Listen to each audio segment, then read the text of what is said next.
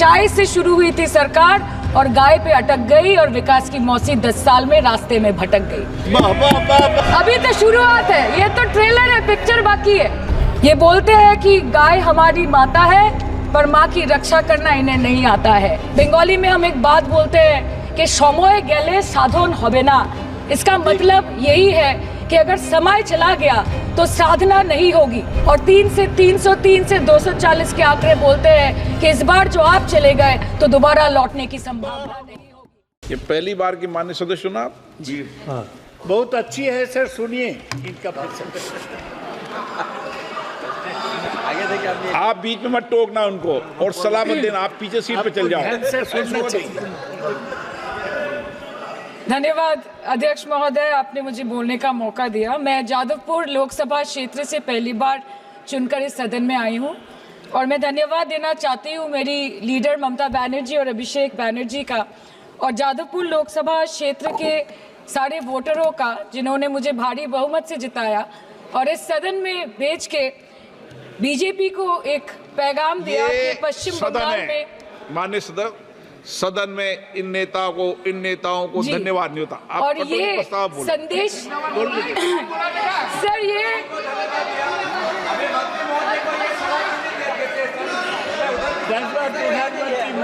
Sir okay sir, no problem sir.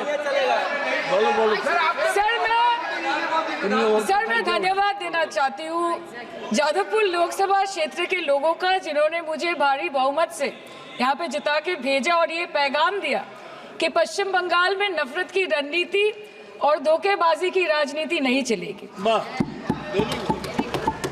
अध्यक्ष महोदय, मैं उम्मीद करूंगी कि आज आप मुझे पूरा बोलने का मौका दें क्योंकि हाल ही में हुए नीति आयोग की जो मीटिंग हुई थी वहां पे हमारी माननीय मुख्यमंत्री जो देश की एकमात्र महिला मुख्यमंत्री भी है, उनका माइक बीच राह में ऑफ कर दिया गया था। वो बंगाल के अरे अभी तो शुरुआत है, ये तो ट्रेलर है, पिक्चर बाकी है। अध्यक्ष महोदय, मैं आपसे ये बोलना चाहती हूँ कि वो बंगाल के हक के लिए यहाँ पे सवाल उठाने आई थी, वो बंगाल के लोगों की बात रखने यहाँ पे आई थी, लेकिन उनका माइक ऑफ कर दिया गया। आपके माध्यम से मैं इस सदन में उपस्थित वहाँ जो बैठे हैं माननीय सदस्य, कोई भी घटना को सर एक लाइन आपका डिलीट करेंगे सर, एक लाइन सर, मैं यही बताना चाहती हूँ कि बंगाल के लोगों का आगे जाके बंगाल के लोग आपके पार्टी की माइक ऑफ कर देंगे। बस एक चुनाव बाकी है, आप देख लीजिएगा। Sir, all India Trinamool Congress इस सदन और इस देश का 3rd लार्जेस्ट ऑपोजिशन पार्टी है और हम आपसे धन्यवाद हम आपको देते हैं कि आपने हमको रेलवे, स्वास्थ्य, शिक्षा और आज ये पशुपालन जैसे महत्वपूर्ण विषय पे चर्चा करने का मौका दिया। लेकिन तृणमूल कांग्रेस आगे जाके देश के हर महत्वपूर्ण मुद्दे पे बात करेगा, चाहे वो चीन का अनैतिक रूप से इस देश में प्रवेश हो या वो 700 से ऊपर आंदोलन जीवी किसानों की माननीय सदस्य, आप पहली बार बोल रही हैं, मैं आपको हस्तक्षेप नहीं करना चाहता, लेकिन जिस अनुदानों की मांगों पर चर्चा सर अभी आ रहे हैं सर, नीट के घोटाले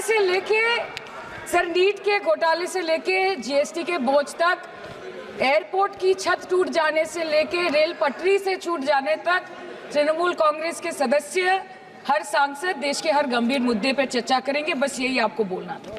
हमारे किसान अपनी मवेशी को, अपनी फसल को माँ की तरफ पूछते हैं, जिस खेत में वो हल चलाते हैं उस जमीन को नमन करते हैं। But does this major sector get support from the government? Sir, Indian agriculture supplies around 58% of India's livelihood and is a principal source of income for half of the population, accounting for 17 to 18% of the country's GDP. 70% of India's rural poor depend on livestock and farm animals. But does this sector get what it deserves? इसका जवाब अगर आप देश के किसान से पूछेंगे तो वो आपको यही बात बोलेंगे कि चाय से शुरू हुई थी सरकार और गाय पे अटक गई और विकास की मौसी 10 साल में रास्ते में भटक गई। सर, किसान खुद क्या खाएंगे? अपने परिवार के लोगों का खिलाएंगे? अपनी गाय, भैंस, भेड़, बकरी को क्या खिलाएंगे? सर, ऐसे ही वारदात होते हैं जहां गरीबी से जूझता हुआ एक किसान उसको अपनी गाय, भेड़, बकरी को बेचने में मजबूर करते हैं और अंत में जाके वो अपनी खुद की जान ले लेते हैं। सर, पिछले 10 सालों में 1,12,000 किसानों ने इस देश में आत्महत्या की।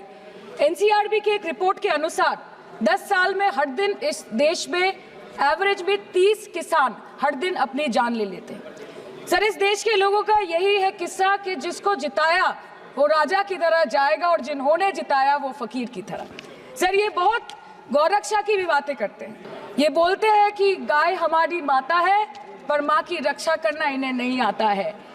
सर, बचपन से हम सुनते आए थे कि संडे हो या मंडे रोज खाओ अंडे। India rank second in egg production in the world.